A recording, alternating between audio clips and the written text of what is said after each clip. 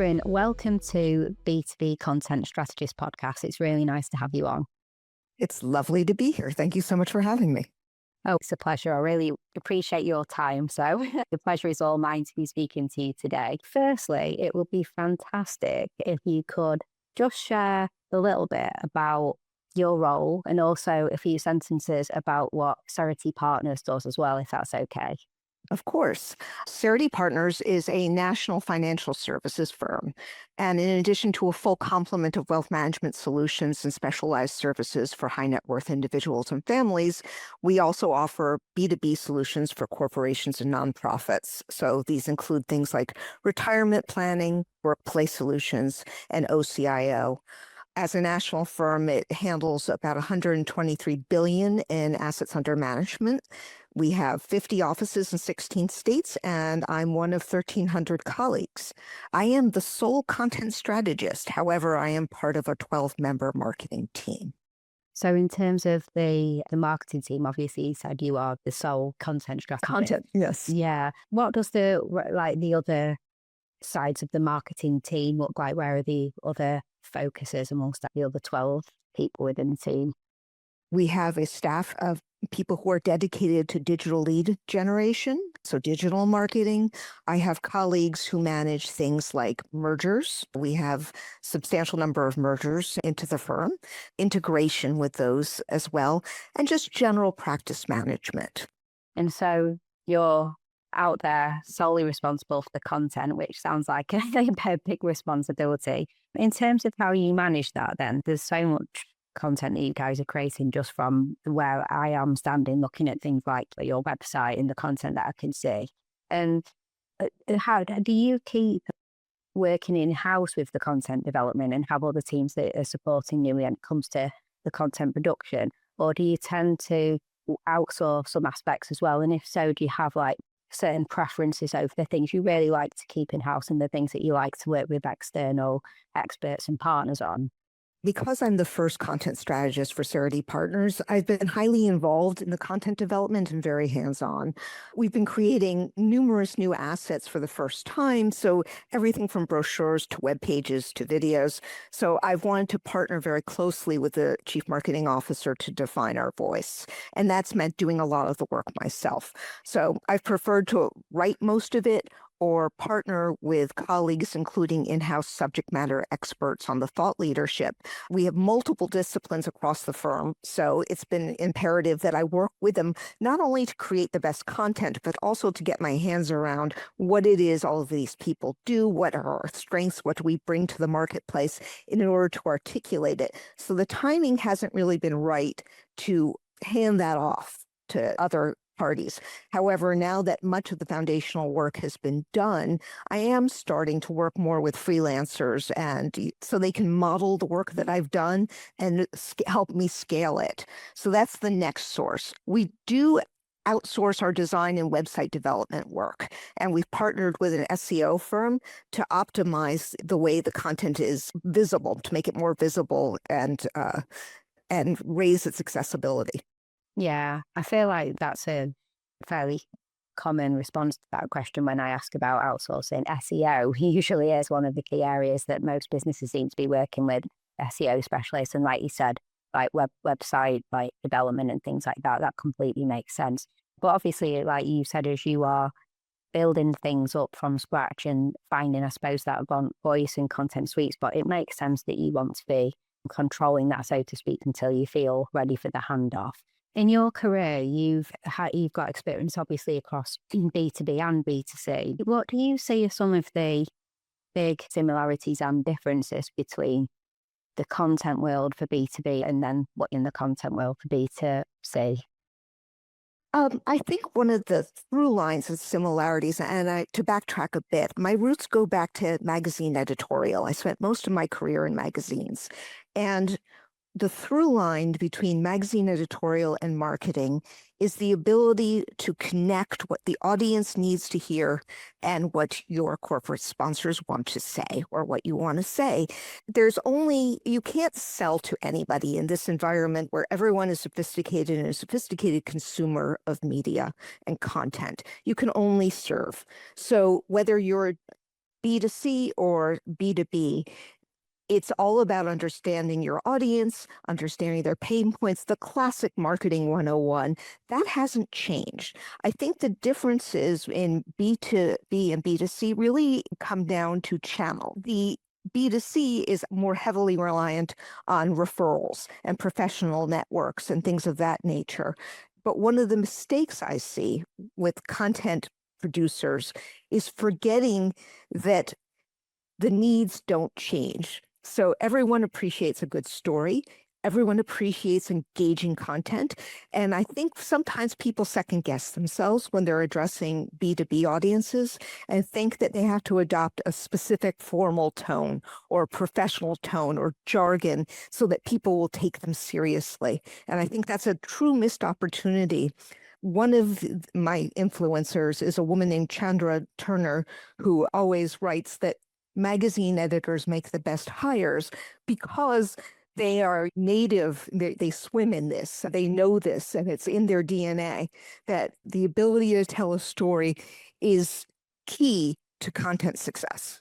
Yeah, I love that. I completely agree with you. I know what you said about we don't sell, we serve. I feel like can see that quote image up on a billboard. But yeah, I completely agree with you. It's funny. And I think it was the third episode of this season of B2B Content Strategist. I met with Liba Chersky, who had been director of content at Picton Mahoney. And she said she was from a magazine background, just like yourself, like a print background and previously a journalist. And she also talked about story. And then it just keeps coming up again, the importance of story. And you are completely right. B2B, B2C, it's still just a human at the other end of that messaging, isn't it? Even if they are B2B, it's a person, it's a human. So the content still needs to connect.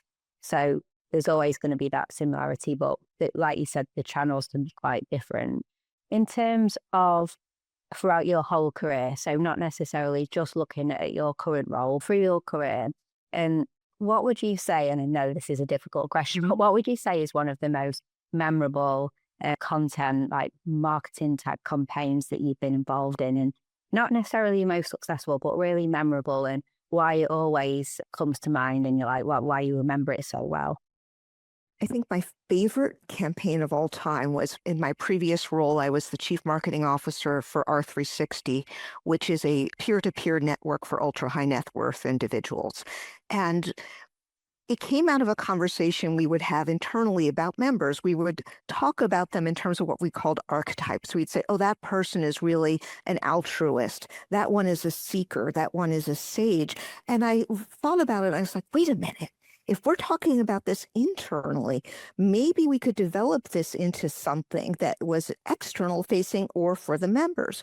And I came up with a behavioral assessment, and it really was based on character studies of these members. They're all super high achieving, of course, but they're high achieving in different ways. You have the Olympian who is like a type A, a classic type A, super competitive. You have somebody who's a sage who is more cerebral. You have altruists who are more motivated by family and community. And so I came up with this behavioral assessment, and the creative director I worked with had a field day creating almost like tarot cards with these. They're just beautiful to look at. And the behavioral assessment worked so well that first it got shortlisted for a Spears Award. It got media attention, which is great. Of course, you always want that. But more importantly, it generated leads, which was great. It was on our website. It's to this day still on the R360 Global website, and you can go and take it if you're so inclined. But what I loved about it particularly is that it had so many legs and so many avenues of success. First of all, if you took that assessment, I now know so much about you. I know, for example, if you're a sage, that, the right pitch to you marketing wise is that you're cerebral. You want to know the value add of membership in R360. If you are an altruist, I need to speak to our programs for rising leaders for family membership. But aside from that, it really got adopted, and this was not superimposed. It became part of the DNA of the brand. Our members loved this, and they talked about themselves as, I'm a sage, I'm an altruist. I'm a seeker. They loved it. They had it on their name tags. They had it. It became something that they would send to friends and family and talk about the ways they interacted. So it really had a life of its own. And I think it's one of my proudest accomplishments because it wasn't, again, it's not selling, it's service in a great way. And it was engaging and fun and outside of the box. And I think it's those moments in this day and age when we're also caught up with AI and how to adapt to Google's new search engine and all these things, we tend to forget the power of a great idea. And these breakthrough ideas really are at the heart of what we do best. Oh, yeah, that's such a good example. I love how you said it started off by the fact that you just all generally spoke about these different archetypes and then you made something more from it with that idea. And it's still there on the site now. And It's still there. Yeah. I guess what's so fantastic about that is that, as you said, your audience, your customers and potential customers, they loved it and they embraced it and used that language and found it really useful. And then, of course, from a marketing perspective, it's just spoon feeding to you information about those people in order to connect with them further, isn't it? And serve them better, provide them with better more relevant content because you know a little more about them and you know what kind of person they are. It's such a good example. So yeah, it reminds me of when people talk a lot about scorecard marketing these days and people having different types of quizzes and scorecards that you get people to do in order to serve them like relevant information for them, but also glean more information than you would from just getting an email address or a phone number. Yeah, what a great example. In terms of the different types of content that you have, been responsible for creating, whether it's reports or white papers through to videos, articles, blog posts, all that kind of content, is there a particular type of content that you like to create because you can repurpose it?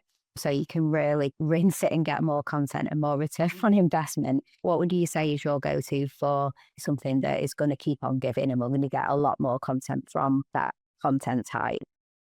I am actually agnostic about form. What I am not agnostic about is content. I need substance to work with. I can endlessly repurpose and repackage anything as long as the substance is there. So if you give me a PowerPoint, if you give me a bullet point list, I can make that into almost anything. I can make it into blogs. I can make it into a video script. I can make it into a white paper, an infographic, you name it. What I can't invent is substance. So really, that's where the fluff is the easy part. The packaging is the easy part. The hard part is the thought leadership and the substance. So once that's established and once that's built in, I can run with it. Yeah, I know. Otherwise, like you said, fluff is fluff and whatever you repurpose into it, you're just going to be creating more fluff, aren't you, basically? And it's dead on arrival, too. That's one of the things that I try to drill into people I work with is that nobody owes you their eyeballs or their time or attention. And in a world where we're competing for that, if you don't give them a compelling reason or a payoff for the content, you've wasted everyone's time. You're wasting your time creating it and they're asking them to read it. When you're doing like a review of an idea or a concept of content or even something that's been created, what are the key things that you therefore look at to see if it meets that test of if there is substance? There's certain things that you'll always be asking yourself and looking to pass that stress test. I'm looking at it from the other lens of the telescope. You always want to look at your audience's needs and ask, is this new? Does it answer a need? Does it solve a problem? Am I getting value from my time from looking, reading this, watching it, whatever it is? And you have to check those boxes. If it's just that we need to put this out because we need to promote this or we have a service we want to say, it's not going to be effective. And I think it's so important in this AI time as well when you said, is it something new? Because I guess a big thing is that the content created by AI is never going to be new because obviously AI has got that from somewhere and then is resharing that in a different way. So it can't come up with anything particularly new. It's always going to be based on something that's there. And then unique, differentiated content that's set apart from AI because AI cannot do that uniqueness and that differentiated content. So it's more important than ever at the moment to meet that test, isn't it? You got it. Just as like some packing materials are technically edible, but they're not food. The same is true as content. And right now, people are flooding the zone with substandard content, and ultimately that's going to backfire. Yeah, I think so. And just on that topic of AI, so nice segue into that part of the conversation. How are you leveraging AI, if at all, in your content marketing efforts? Are there certain use cases that you're finding it useful for, or what are your views on that? My favorite way to use AI is to be intentionally derivative. So if I have a white paper that I want to repackage as a blog or an invitation copy or whatever, AI is genius at that. Why would I be spinning my wheels and wasting time when all I want it to do is just repackage what I've already done, the hard work I've already done? I also like it to jog my creativity. If I'm stuck and I'm staring at a blank page and I just want to get going, get the wheels turning, I think AI is helpful in that regard. What it is not a substitute for is original thought. And that's as we discussed. Yeah. Have you seen any or been involved in any like funny use cases where AI has been not behaving or like any kind of mishaps in that regard? Yes, we have people, I have colleagues who are overly reliant on AI. They're not necessarily in the content space, but they chat GPT and think, aha, I too am a content creator, push button, push button, push button. And it spews out exactly what you would think. And because it's grammatically correct and it looks right, they think they've done an excellent job, and I am left in the unfortunate position of having to say, no, this is not quality content. And so there is, in fact, an unwitting and weird bias too, where people see it because a computer has said it is so and has spit out the thing, they immediately almost believe the authority of it. So you occasionally have to retrench and explain that you can read for 500 words here and nothing's been said.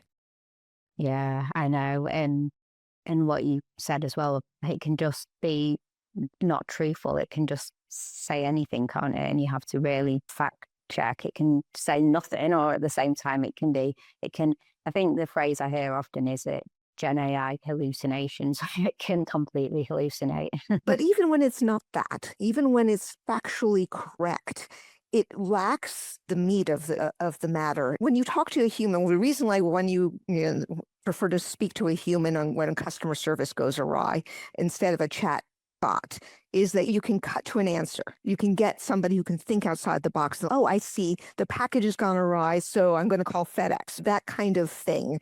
That is what ChatGPT cannot do. It cannot be creative. It cannot be funny. I don't know if you've noticed that. It lacks the element, it lacks the ability. It is intentionally derivative. It is predicting what the next word is. So it cannot match it, even if it's fine. It cannot match what you as a human can do yet. No, it can't. It can't be funny, and it doesn't get satire or humor at all either, does it? So if it can take information that some kind of satirical post on the internet, and it'll think that is the truth and then dish that up as the truth. Yes. Yeah. And not necessarily just AI, so just generally across the world of like content tools and editorial tools, etc. Are there any tools in particular that you like to use just as part of your day-to-day, like any real couldn't live without tools within the content world? I love Grammarly. The pro account is great because no matter how tuned in I am, no matter how careful, I will miss an extra space. I will miss a repetition of the word the. And I feel like it's driving with my seatbelt on. It's just having that extra check is really helpful. Yeah, I really like Grammarly too. A few people have mentioned Grammarly on this season of the podcast. I feel like I should reach out to them and ask them if they want to sponsor this show because it's mentioned a few times, but I love it too. It is really good. It's like your editorial, like your copy editor friend that's just there to keep you in line, isn't it? With just coming back to AI across all the different Gen AIs like Perplexity and ChatGPT and Claude and all of them. And when you do use it, like you mentioned, it's great for helping with ideation and like summarizing things you've already created, things like that. What go-tos do you tend to like in that Gen AI area for the tools that are available? Plain vanilla OpenAI works just fine for my needs right now. I know that some people have custom models and all of those things. I have not gone that route. I haven't found it necessary yet, who knows where the future lies with that? But for now, my needs are very basic. Yeah, and it does the job. Yeah, and they keep updating, keeps having various iteratives, doesn't it? Keeps updating and getting better. So it does. And I'm sure that there are things I have not leveraged yet and will eventually do. But for now, my needs are basic enough that I don't need anything special. yeah, no, that's great. Looking into your crystal ball, so to speak, so the future of B2B marketing and content in the next, I don't know, 5 to 10 years or so, are there any particular like innovations or changes that you foresee on the horizon in this content space that we work in? Yes, I think that we are currently engaged in an arms race almost with tech, which is that there are whole agencies and consultants, a whole subgenre of business that is trying to game the system and help you. But as many resources and as much money as people throw at this, the gains are short term until a competitor outspends or outsmarts you. So I feel like the cat and mouse game is a loser's game. Ultimately, I think we're going to go full cycle in that instead of everybody using the same tools in the same ways, which you're going to get same results, the differentiator is going to be a return to quality. And that is ultimately, no matter how many gyrations and evolutions Google has gone through, for example, they've always maintained, and I believe that it's designed to reward quality. And I think that if we can, obviously, you don't want to tune out completely what's going on in SEO and what's going on in these different ways. And you want to keep in mind and keep adapting.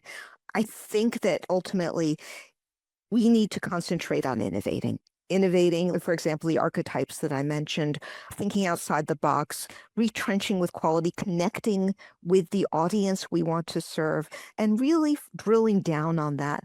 There are no shortcuts. There are no cheat codes. Ultimately, you really have to produce quality to win.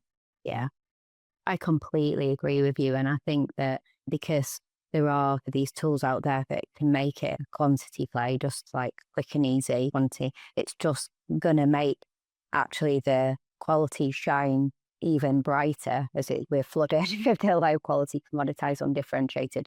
And it is. And you're right, I think that, like you were saying about Google and through all the various changes we've seen in the world of search, it's the case that the priority is to try and get the highest quality and what people want and get the most value from in front of people, isn't it? Through all the black hat SEO articles to now like AI generated content and things like that. We need to find a way to ensure that we focus on that quality, don't we? And that's through connection. And that's something that we need to understand our audience, going back to what you said before about surfing, not selling, in order to connect. Yeah, if the war is on, then it's the quality that's going to win at the end, isn't it? So that's where we need to play our cards. Yeah, I love that. So on the B2B Content Strategist, I really love this section, the fun section where we ask every guest to ask the next guest a question. But at the time, no, they don't know who it is. They just know that it is a fellow leader in the B2B marketing space. And what would you ask a room full of leaders and love to hear the answer to? So the question to you, it comes from Miles Carter. He's the Senior Director of Content Marketing at Trolley. And his question is, now that people are turning to AI tools to answer their question as opposed to Google itself, how has your approach to SEO changed? And as a part two to that is, what role does AI optimization play in your strategy moving forward? An excellent question. Now that Google is trying to keep people within its own ecosystem, keep them from going to links, the battle is to rank for the questions. So I know that many SEO strategists are advising us to do things like sprinkle the website with questions and answers because it plugs so seamlessly into the way Google answers search queries. And while I certainly understand the wisdom of that, and we will do that, I think that's going to be a short-term game because, again, as soon as everybody adopts it, you're back to zero, right? This is not going to be a winning strategy for the long term. And as we discussed, the long-term strategy is to retrench and focus on what differentiates your brand, what differentiates the value add of your content, what makes it exceptional. So I think that's the long long game. Yeah, so do I. Yeah, absolutely. Great answer. Yeah, thank you. you. And now it turns on to you now. What question do you have for our next guest? In the B2B space, sharing content in networks seems to be really important to generate referral traffic, to get interest in it, and to build credibility for your content. In a large volume production content space where you have a lot of content going at once, how do you engage your colleagues and incentivize them to share? What are you doing to make sure they're aware of everything you're doing internally? How do you get them to pay attention? Oh, I love that question. And for all the different questions, I've not had one on that before, on employee advocacy and people within the organization sharing things like that. That's a really good question. I had a call yesterday with a new client of ours, and we were talking about exactly that, all this content that we were creating, and was really imperative that their sales representatives were sharing that content too. And how do we get a program going on that? How do you do that? What do we need to create? And say, how do you create the buzz? Where's the incentive and all that? So I'm very looking forward to the answers to that question as well. So that was really good. Catherine, thank you so much for coming on. It's been a really great conversation, so much value. I can literally see like some of the killer quotes that you said just up there, it's like a graphic and things like that, because I really loved everything that you said. You provided so much insight, and from a place of so much experience, just sharing your views, it's really insightful. So thank you so much for that. Oh, thank you. I really appreciate it. I'll put links to things that we mentioned in the show notes, and obviously I'll put a link to your LinkedIn profile as well. So if people want to let you know that they enjoyed this conversation, they can let you know over on LinkedIn as well, if that's okay. Of course. Awesome. All right. Thank you. Really appreciate it. And I look forward to everyone else hearing this awesome conversation as well. Thank you so much. I appreciate it.